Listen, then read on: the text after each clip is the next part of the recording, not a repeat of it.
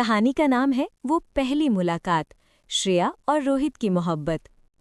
Delhi university के campus में हल्की सी ठंडी हवा चल रही थी। पेड़ों की पत्तियां सरसराती थीं और नए सत्र की रौनक पूरे कॉलेज में छाई थी। उसी भीड़ में श्रेया थी, एक सादगी भरी, समझदार और थोड़ी संकोची लड़की। लंबी चोटी, हल्की मुस्कान और बड़ी बड़ी आंखें जो हमेशा कुछ कहने को तैयार रहती थीं। दूसरे तरफ था रोहित, एक स्मार्ट, मस्त मौला लेकिन दिल से बेहद ईमानदार लड़का। वो कॉलेज का सबसे प्यारा और मददगार स्टूडेंट था, जिसे सब पसंद करते थे। पहले दिन की क्लास में जब श्रेया ने देर से प्रवेश किया, उसकी नज़र सामने वाली सीट पर बैठे रोहित से मिली। रोहित ने सीट खिसकाई और मुस्कुराकर कहा, यहाँ बैठ जाइए, नहीं तो सर फिर से कहानी सुना देंगे कि लेट आने वाले स्टूडेंट्स का क्या होता है। श्रेया मुस्कुरा दी, थैंक यू। और यही वो पल था जब दोनों की पहली बातचीत हुई। दिन बीतते गए। लाइब्रेरी में, कैंटीन में, प्रोजेक्ट ग्रुप्स में दोनों साथ आने लगे। रोहित को श्रेया की सादगी पसंद थी और श्रेया को रोहित की ईमानदारी और उसकी बातें। एक दिन कैंटीन में कॉफ़ी के दौरान श्रेया ने पूछा, तुम्हें हर किसी की मदद करना अच्छा क्यों लगता है? रोहित हंसते हुए बोला, क्योंकि जब कोई मुस्कुराता है तो लगता है जैसे दुनिया थम गई हो। वो जवाब सुनकर श्रेया के दिल में कुछ हलचल सी हुई। वो मुस्कुराई, लेकिन मन ही मन कुछ बदलने लगा। धीरे धीरे दोनों की दोस्ती गहरी होती गई। सब उन्हें कॉलेज का बेस्ट डुओ कहने लगा। एक दिन कॉलेज की छुट्टी थी।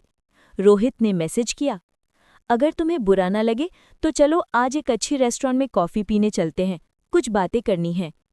श्रेया ने थोड़ी देर सोचा, फिर ठीक है लिखकर भेज दिया। वो दोनों कैफ़े अरोमा नाम के एक सुंदर रेस्टोरेंट में मिले। चारों ओर हल्की म्यूजिक की धुन और मोमबत्तियों की रोशनी थी। रोहित ने हल्के से कहा, श्रेया, क्या तुम्हें कभी ऐसा लगा कि जिंदगी में कोई ऐसा इंसान है जो तुम्हें बिना बोले भी समझ लेता है? श्रेया की नज़रें झुक गईं। शायद, पर मैं ये नहीं जानती कि वो कौन है। रोहित मुस्कुराया, तो शायद अब जान लोगी। श्रेया समझ तो गई कि बात किस ओर जा रही है, लेकिन उसने कुछ नहीं कहा, क्योंकि उसके अंदर डर था, प्यार का, समाज का और परिवार का। कई महीनों बाद दोनों के बीच रिश्ता और गहरा हो गया था। रोहित ने तय किया कि अब वक्त है कि वो श्रेया को अपने माता पिता से मिलवाए। श्रेया की रोहित के घर पहली मुलाकात। रोहित के घर में एक हंसमुख माहौल था। उसकी माँ मीना जी बहुत प्यारी और सरल स्वभाव की थीं। जब श्रेया घर पहुंची तो मीना जी ने कहा, अरे तुम तो बहुत ही प्यारी लड़की हो। रोहित ने बताया था कि तुम दोनों कॉलेज में साथ पढ़ते हो। अब समझ आई कि वो हर समय कॉलेज जाने को इतना तैयार क्यों रहता था। सब हंस पड़े। रोहित के पिता ने भी बहुत प्यार से श्रेया से बातें की। उसी शाम श्रेया ने महसूस किया कि ये घर वैसा ही है जैसा वो हमेशा चाहती थी, स्नेह, सम्मान और अपनापन से भरा। अब बारी थी रोहित की मुलाकात श्रेया के माता पिता से। श्रेया के पिता एक सख्त लेकिन न्यायप्रिय व्यक्ति थे।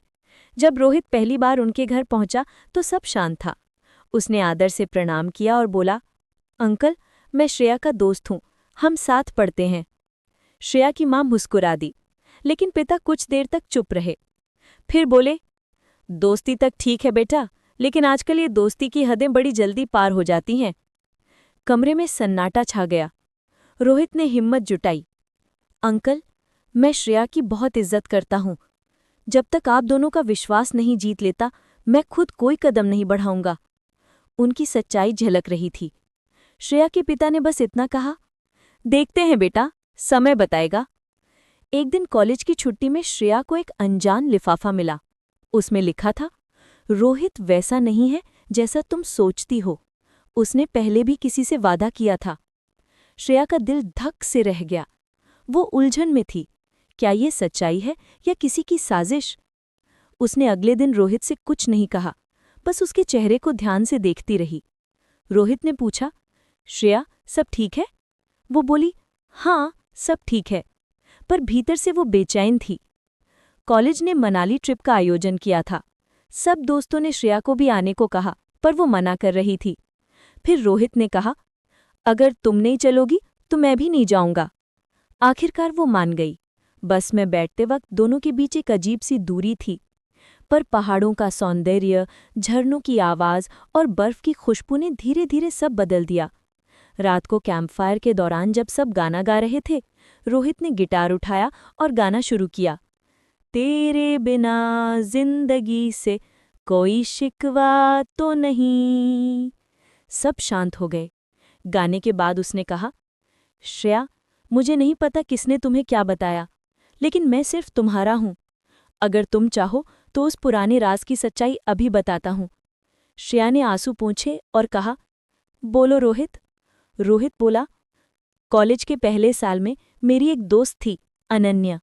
वो मुझसे प्यार करती थी, पर मैंने कभी हाँ नहीं कही। उसकी जिंदगी में कुछ ऐसी परिस्थितियां आई कि उसने कॉलेज छोड़ दिया। शायद उसी ने वो पत्र भेजा होगा। श्रेया चुप रही, फिर बोली, मुझे तुम पर भरोसा है। और दोनों एक दूसरे को देखते हुए मुस्कुरा दिए। वो रात उनकी कहानी का सबसे खूबसूरत मोड़ थी। अगली सुबह जब सूरज की किरणें बर्फ पर पड़ी तो रोहित ने कहा, श्रेया, अब मैं तुमसे कुछ पूछना चाहता हूं। उसने घुटनों पर बैठकर कहा, क्या तुम मुझसे शादी करोगी, इस दुनिया के हर शक, हर डर को पीछे छोड़कर? श्रेया के चेहरे पर आंसू थे, लेकिन मुस्कान भी। वो बोली, हाँ रोहित, क्योंकि अब मुझे किसी बात का डर नहीं। सारे दोस्त ताली बजाने लगे। पहाड़ों की गूंज में उनकी मोहब्बत का इजहार। वापस लौटने के बाद रोहित और श्रेया ने अपने परिवारों को सच्चाई बताई। श्रेया के पिता ने थोड़ी चुप्पी के बाद कहा, अगर तुम्हें यकीन है कि यही तुम्हारा सही साथी है तो मेरी तरफ से कोई रोक नहीं। रोहित के माता पिता भी खुश थे। कुछ महीनों बाद दोनों की सगाई हुई, और फिर उसी कैफे अरोमा में जहां उन्होंने पहली बार कॉफी पी थी, रोहित ने कहा, याद है श्रेया, यहीं से सब शुरू हुआ था। वो बोली, हाँ, और अब यहीं हमारी कहानी पूरी हुई। दोनों मुस्कुराए और मोमबत्ती की रोशनी में एक नई जिंदगी की शुरुआत हुई। से सुंदर विवाह हॉल सजाया गया, चारों ओर फूलों की खुशबू और रंग बिरंगी लाइटें। श्रेया की मेहंदी की रस्म, उसके हाथों में रोहित का नाम छिपा हुआ। रोहित हल्दी के मजाकिया माहौल में दोस्तों के साथ नाचता हुआ। बारात की रात, ढोल नगाड़े और दोस्तों की मस्ती। रोहित घोड़ी पर बैठा, चेहरे पर हल्की मुस्कान और आंखों में चमक। श्रेया के घर बारात पहुंची। दरवाजे पर स्वागत आरती हुई और सबके चेहरे पर खुशी थी। मंडप में दोनों आमने सामने आए। जयमाला की रस्म हुई, सबने तालियां बजाईं। फेरे शुरू हुए। अग्नि के चारों ओर दोनों ने 7 वचन लिए। फेरे लेते हुए श्रेया बोली, अब तुम मेरे जीवन का हिस्सा हो। रोहित बोला, और मैं हमेशा तुम्हारा रहूंगा। पंडित जी बोले, अब आप दोनों पति पत्नी हैं। विदाई का पल सबसे भावुक था। श्रेया की माँ रोते हुए बोली, हमारी बेटी अब किसी और की जिम्मेदारी है। रोहित ने झुककर कहा, आपकी बेटी अब मेरी इज्जत और मेरी जिंदगी है। सबकी आंखों में आंसू थे, पर दिलों में खुशी। शादी के कुछ दिनों बाद दोनों कैफे अरोमा लौटे, वही जगह जहां सब शुरू हुआ था। रोहित बोला, याद है, यहीं से हमारी कहानी शुरू हुई थी। श्रेया हंसते हुए बोली, हाँ, और अब यही हमारी नई जिंदगी की शुरुआत है।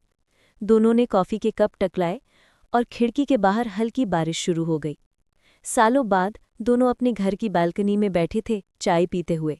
उनकी मुस्कान में अब सुकून था। श्रेया ने कहा, हमारी कहानी कभी खत्म नहीं होगी, है ना? रोहित बोला, नहीं, क्योंकि सच्चा प्यार कभी खत्म नहीं होता। दोनों ने आसमान की ओर देखा, जहां ढलता सूरज और उड़ते परिंदे एक नई शुरुआत की कहानी कह रहे थे।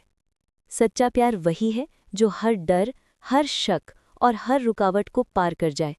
श्रेया और रोहित की कहानी बस एक नाम नहीं, बल्कि उस मोहब्बत का सबूत है जो वक्त के साथ और गहरी होती जाती है।